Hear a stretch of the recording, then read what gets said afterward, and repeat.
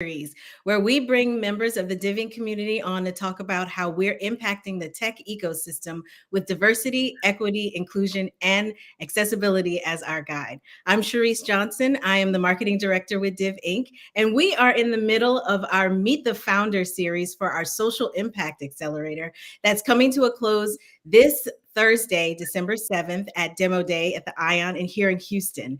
And in the midst of our Meet the Founder, I've got a new founder on here ready to be introduced to you all so y'all can learn about him. And Carlos, I'm going to let you do an intro of yourself and tell us a little bit about Subler, and then we'll get into the rest of the conversation. So take it away. Awesome. Yeah. Thank you so much, Sharice. It's truly a blessing to be here. And thank you so much to the Diving community to creating this platform for underrepresented founders. I love the work that they're doing, and just an honor to be a part of the program. So I'm Carlos, CEO and founder of Subler. We are an online marketplace that connects underutilized spaces with local community groups and event organizers.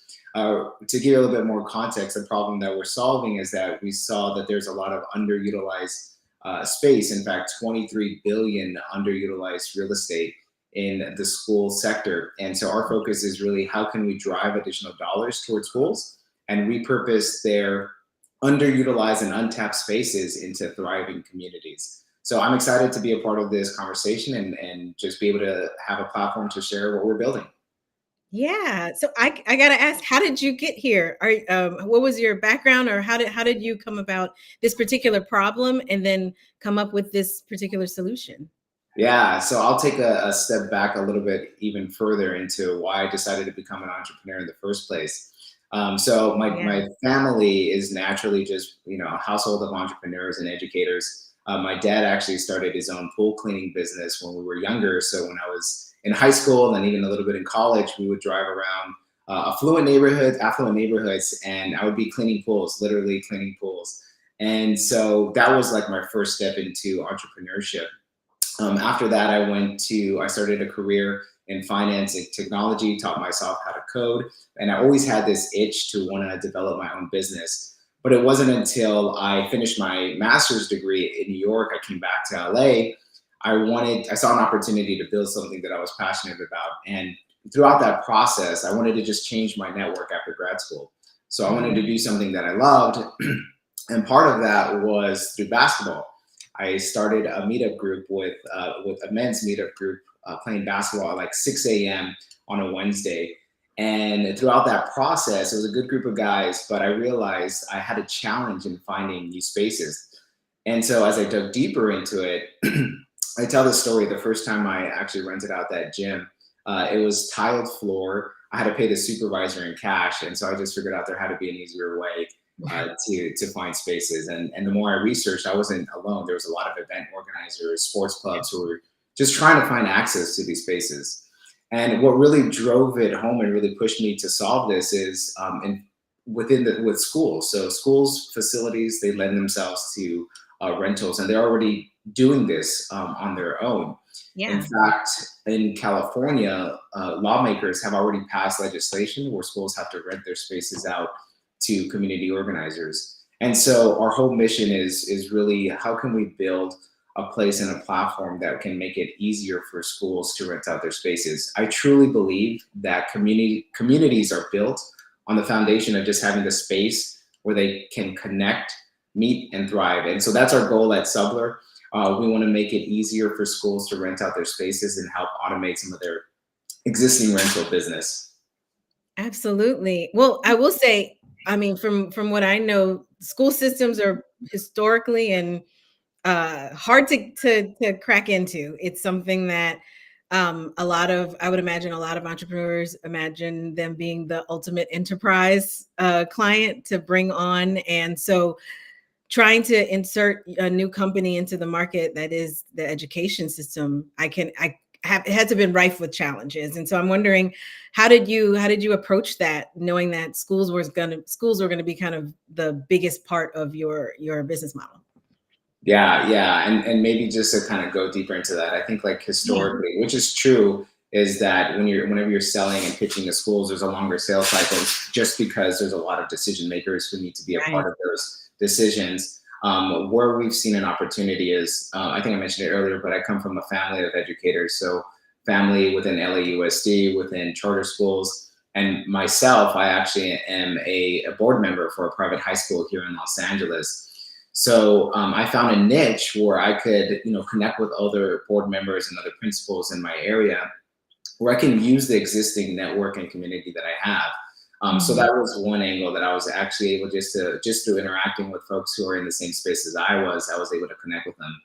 I think there's a statistic out there. I forget what all the data is, but the more successful entrepreneurs I've seen are people who are actually solving problems in their own industry. And I didn't really realize that as much until now, but it's really about, and I think it's about, time efficiency. But if you can like really build a product in a space that you're already in, it just allows you to move a little bit faster because you're surrounding yourself with potential users, potential customers, so you can kind of get bounce ideas off of. And that's exactly what I did. I was able to connect with a few local people here in LA just to kind of test out the ideal and vet it out. And then also, we started partnering with people who are actually looking for spaces. And Yes. that has really helped us increase our revenue and increase our pipeline of future customers. So it became easy for us because we started working with people who are looking for space. And then when we approached schools, we said, hey, we have some potential income for you. Would you be interested in working with us? And so there are some challenges definitely in terms of pitching to schools and making sure you have the right infrastructure, the security, but we're trying to navigate those challenges. Yeah. Yeah. Well, I'd love to hear. I am launching a, I don't know, a volleyball team league or something like that. Yeah. And I need to find space and I come upon Subler. What do I experience? What is that experience like? And kind of give us an idea of what exactly a person sees and does on your site that helps them with those problems. Yeah, that's a great question. Yeah, so we try to make the process as easy as possible. So if you're a new user, you come to our site, you can browse any of our 7 different schools and their facilities. And we have so much more inventory just outside of schools that people have just randomly heard about us and want to share their spaces with Oh, us. okay. So you can come in, whatever, if you're volleyball, if you're a film organizer, a film studio who wants to rent out some space, but essentially you come back. What we really focused on in terms of like our user experience and journey, I actually used Airbnb as a model to help design and craft some of the things that we were doing. So you'll come to our website and it's very Airbnb like, or S, I guess I should say, Yeah. where you could come in, you browse our sites. We have plenty of photos so that you can browse through them, make sure it's exactly what you expect. Um, After that, you can select your date and time. That will then send a request over to the school, and that initiates the process, right? You can see upfront an itemized budget of how much things are going to cost, whether it's including light fees, a cleaning fee, very similar to Airbnb. So Mhm. from the renter perspective, it's easy as that. It's that easy for you to book a time and a date that best fits your schedule. Now, on the administrator side, we also make that easy for them. So we do all the onboarding up front. So we'll directly work with the school. We work with them to understand what facilities are available, whether it's their auditorium, their theater, their soccer field, or their tennis club, whatever it might be, whatever spaces they have and they want to turn into revenue generating assets. We work with them directly. We have an onboarding process. We'll set their calendar, their schedule. We'll take photos for them. Like we'll actually drive to the location, take some awesome photos, and upload them into our site. And then also make payments a little bit easier. So we'll connect them. We'll connect to their payment system, and we'll process payments online. And the onboarding process for them, if they ever want to go back, it's actually like modeled after the Airbnb onboarding. If you're a host or if you're a property owner and you want to rent out your space, we literally took a lot of those fundamentals from Airbnb because we figured, hey, you know what, they're killing it already. Why don't we just Yeah. emulate what they're doing? So you'll see that usability or that user experience more throughout our platform. And then outside of that, we help with insurance verification, background checks. So that way the school feels a sense of security of who they're renting out to. The people that we work with, predominantly are organizations. who are looking to use these spaces. So it's more of a business to business. It's a little different where we don't necessarily rent to consumers, but if consumers are in looking for those types of spaces, every single renter that we work with has either a $1 million or $2 million general liability policy. So we try to work with the facility or the school to make sure that, we have all of our pieces covered. Yeah, yeah. Well, I'm wondering now, you've got everything laid out. You've kind of used Airbnb, and I'm all about the don't reinvent the wheel. Completely understand that feeling. You've kind of laid all that out, and you've been working in your area with your clients. And I'm wondering, at what point did you decide it was time to look for a program to help to accelerate you? And how did you come about and decide to apply to Div Inc? Yeah, that's a great question. So, so I was actually doing this on the side for a while. For about a year and a half, I was kind of helping schools here and there, making transactions, kind of refining the product, understanding customers. And then it got to a point where I said, okay, I really want to take this on and make this, a business and get the core fundamentals right. And I heard about Div Inc. through one of another newsletter from another, I forget what newsletter it was, but I saw Div Inc. and I saw that, okay, there's a social impact here. They're focused on technology. And I applied online and I said, okay, you know what? This might be one of those situations where if it happens, it happens. And so I left my job right before the program with not really knowing what to expect. And then shortly after that, I got accepted into the Div Inc. program. And so I can't tell a better story than that. That thank God that there was something there in a support system that not willing just like validated my idea, but also welcomed me into a new community. And for that, I'm forever grateful. So it was honestly luck, higher power, whatever you want to call it. But that just happened coincidentally. And it was just an awesome opportunity for me to really that was my first step into Div Inc. Yeah. Well, I mean, what kind of expectations did you have coming into it? I'm sitting here thinking, oh my gosh, I'm glad we fulfilled on some of them, if any. But I'm wondering, with doing such a big jump with leaving your full time job, and going full time into entrepreneurship, I'm wondering, what were your expectations going into the accelerator, knowing that you had made that leap? Yeah, that's a great question. To be honest with you, I didn't know what to expect. I've always been around and seen other entrepreneurs and founders kind of get accepted into these programs, and I only could see from a distance, so I didn't really know what to expect. I knew that there was something here in terms of like the impact of what we're doing in our community, and I didn't know what to expect, and I was obviously completely surprised with so many different things, and we can talk more about it as well. But go for it. Go for it.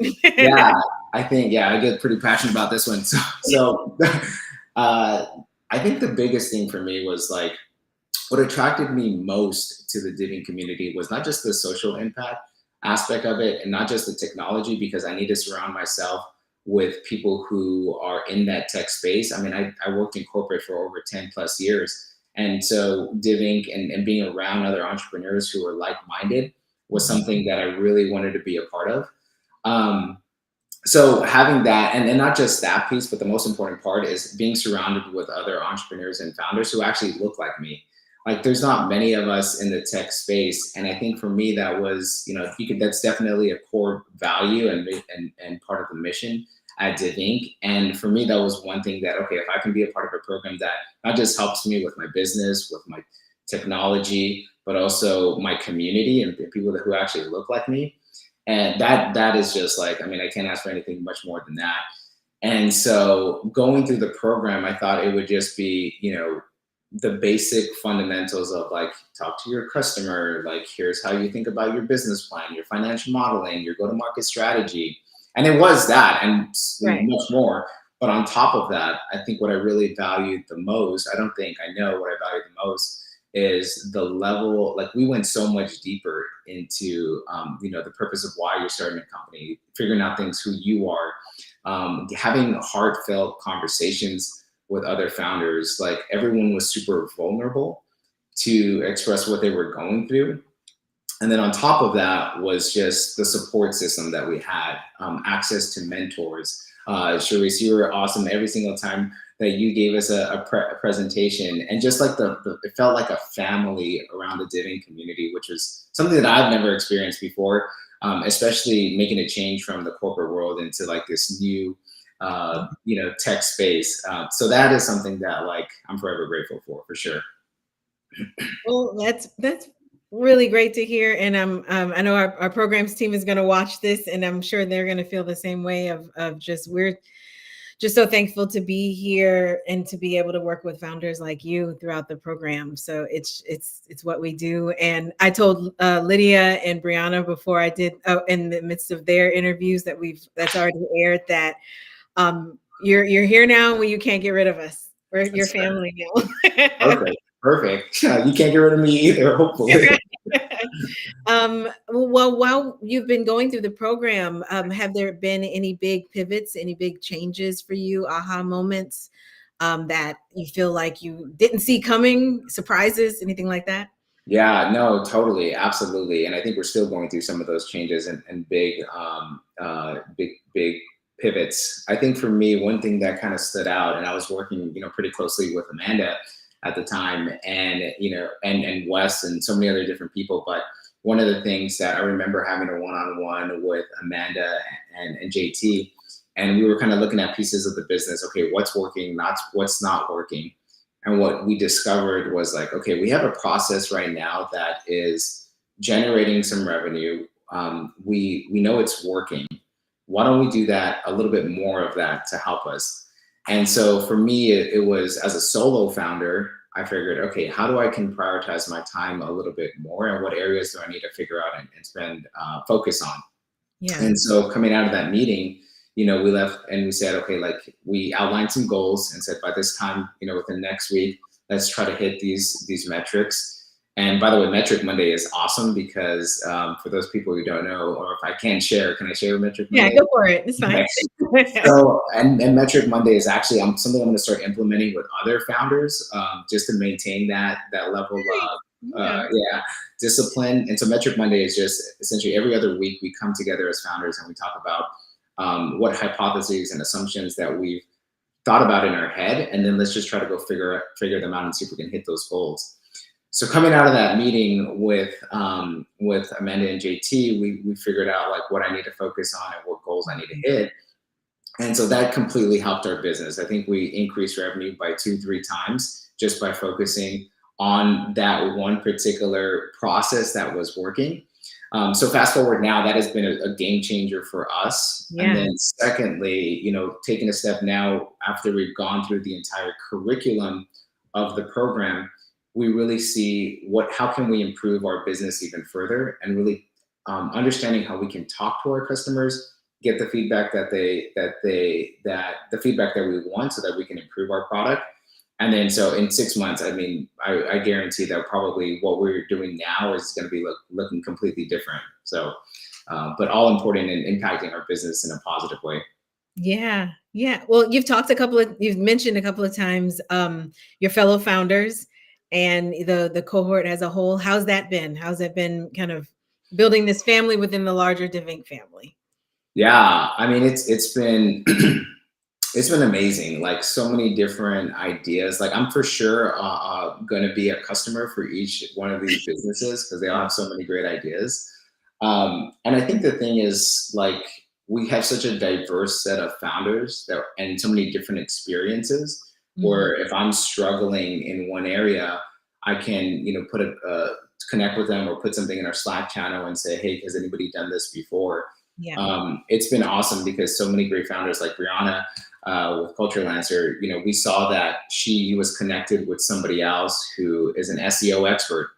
And we said, hey, do you think we can kind of get this person in to talk to us a little bit more and teach us how to do SEO? And so now we have access, a private workshop where we can all come together, learn, and help each other. And just working with these founders, I think there's a difference between being online and being in person. Yeah. And I think for me, being in person was a completely different experience where you had that human connection. You got to connect more with them And I know for 100%, like I'm going to stay in contact with all of these founders, hopefully for the rest of my life, and just be able to even maybe start a company with them as well. So that was a pretty awesome experience. Is just being able to tap into a knowledge base that is completely different than mine. Yeah. Yeah. This is so good to hear, because we're I say all the time, we're so deliberate when it comes to Mm, putting building to the curriculum that y'all need, but also building the cohort themselves so that y'all can build together as well as receive the support from us. So it's so good to hear that it's working. absolutely. um, Absolutely. I one thing that now that you've said that, this was the big leap into entrepreneurship Mm. that you took right before the accelerator. I'm wondering what has changed within you as you've gone from corporate into entrepreneurship in these last 12 weeks. Yeah, that's a great great question. I think what has changed the most, they always say that building a business is hard, and I think before that I said, yeah, it's hard. We can figure it out. Yeah. But then now being in it, it's like, oh no, no, no, this building a business is hard. Like it's legit hard. Um, And so I think that, what I've been able to tell or figure out about myself through Div Inc. is, and they do this like early on, right? Is like trying to figure out what is that main mission, and why are you doing the things that you're doing? And I think starting with that was very intentional, because even now throughout the program, and even now, I go back to that as like a core reason why I need to continue doing what I'm doing. And so for me, I think it's just helped me be a little bit more resilient in Mhm. terms of like, where do I want to go? How do I approach certain things? Like what values do I need to make sure that I maintain in the business? What is my mission going to be? And so Yeah. I think doing a lot of that work and really just you're giving yourself the time and space to think through that, and work internally, I think has been something that, allowed me to continue pushing forward. So I think that's probably like the biggest thing, is just being able to take time to dig deeper into just like, why do I want to start a company, but going further in and understanding like why I want to do this, what's my mission, what are my values, how do I want to communicate this to the world. And it's, I was talking to someone about this the other day, where as founders, you're always kind of like looking and being a little bit more competitive, like, oh, so and so is doing this, I should be here, I should be there. But in reality, it's like, we're building businesses that came out of an idea in our head. And like to share that with the world, like that's awesome. Like, and Yeah. people are like receptive of it, like that's a win. Like that's huge all in and of itself. So yeah, just digging deeper and better understanding, your purpose and why, and the values that you want to bring. Nice. Nice. Well, demo day is in only like less than a week ish right now, and we're coming to a close of the accelerator, and I'm wondering how you feeling. How are things? Are you ready? How are you getting ready? Where are you? Yeah, totally, totally. I am super excited. I cannot wait. I think it's going to be such an amazing experience. If I were to say that I'm not nervous, it would probably be a lie. I am nervous. I'm excited, but I'm really, again, like just appreciative of the platform. We don't Underrepresented founders don't necessarily always have the right network and environment to be in front of other founders, customers, investors, other accelerator programs. So having this platform, I think it's one of those things where you want to take advantage of it. And so I'm getting ready. I'm in the mirror practicing. I'm doing my power pose. I'm getting my family together and pitching to them. So I'm all in. I'm all in. I'm looking forward to it. That's 100%. I think my wife and my dogs are probably tired of hearing my pitch. But That's awesome. Well, I'm glad to hear excited, more excited than nervous. But yeah, no need to be nervous. The Divin community is just like the programs team and the team that you've been working with. All of us are here to support. All of us are here to get connected to you and in some way help you succeed in the building of your company. So and with that, I'd love to find out how can anyone connect with you leading into demo day and even after. How can our community join your community? What's the Yeah, best way? absolutely. So we have a link tree that you can connect with me on LinkedIn, or you can also book a space if you're ready to go. And also, we have a way that you can, if we're looking for introductions to other partners. So if you have someone that you think can benefit, a school, another nonprofit organization, would love to connect with you. So there's a form there that you can um, fill out. But other than that, yeah, please come up to me and look forward to speaking with you, at demo day if you're available. And otherwise, yeah, LinkedIn or getsubler.com. That's my shameless plug there, getsubler.com. Perfect. Well, thank you so much, Carlos, for spending some time with us today and talking about your founder journey. And I think all of us are super excited about hearing more about you and the rest of the cohort on December 7th at Demo Day.